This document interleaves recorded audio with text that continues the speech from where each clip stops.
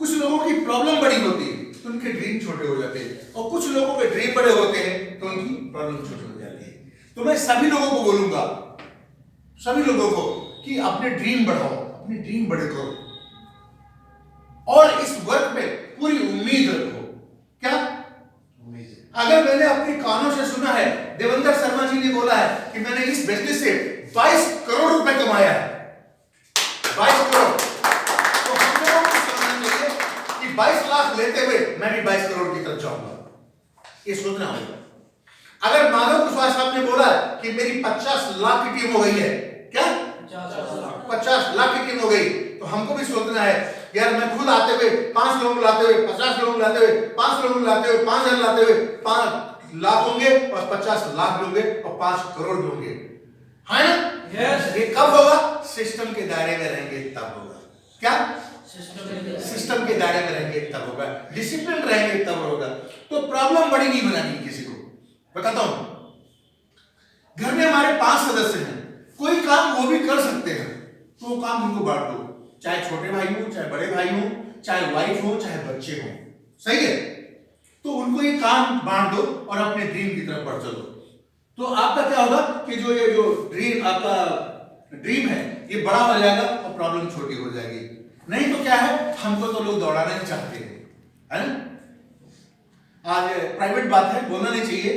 मेरी Mrs UP Lucknow से हरदोई पहुंची, 4 बजे उन्होंने गाड़ी पकड़ा है, बेटी और मिसेज, कोई ऐसे ही काम था, और वो जो भी था वो भी थोड़ी देर बाद क्या वर्क है इधर।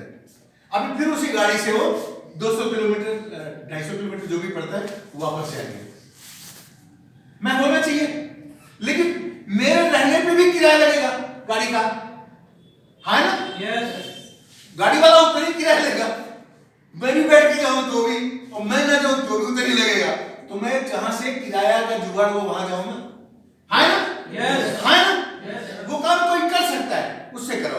इसको बोलते हैं इंग्लिश में वर्क डेलिब्रेट, काम बांटना, पावर डेलिब्रेट। अपना जो अधिकार है किसी और को भी, अपने नीचे वालों को बांट देना, जिससे जो मेरा अधिकार क्षेत्र का काम उसको भी थोड़ा सा ले ले, तो हम इस काम को और अच्छे तरीके से कर सकते हैं। तो हमारी प्रॉब्लम बड़ी नहीं होनी चाहिए, हमारे ड्रीम बड़े होना चाहिए। ड्रीम, जिन लोगों की प्रॉब्लम बड़ी होगी उनके ड्रीम नहीं जिंदगी पूरे हो पाएंगे, और जिनकी ड्रीम बड़े होंगे उनके पास प्रॉब्लम होगी ही नहीं, होगी तो सब सॉर्ट आउट हो जाएगी, है ना?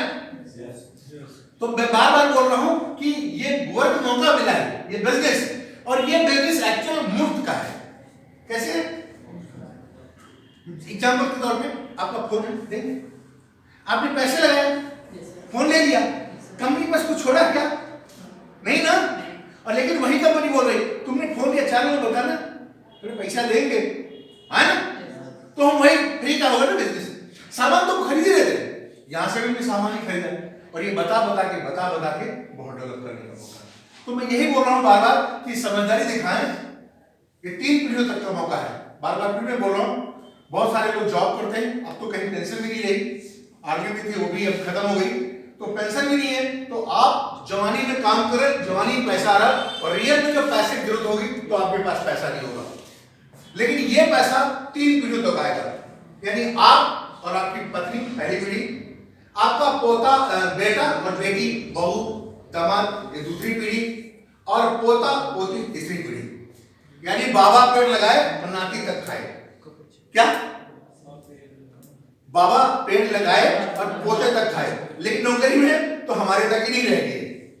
जब हम 60 साल के हो जाएंगे, रिटायर हो जाएंगे, तो जरूरत की चीजें हो चुकी, खर्च हो चुका होगा, और हम फिर कहीं ना कहीं सिक्योरिटी गार्ड में जाना पड़ेगा नौकरी करने के लिए, क्योंकि हम बूढ़े हो चुके होंगे, हमको और कोई रखेगा नहीं, गलती से उस सिक्योरिटी गार्ड वाले को रख लिया तो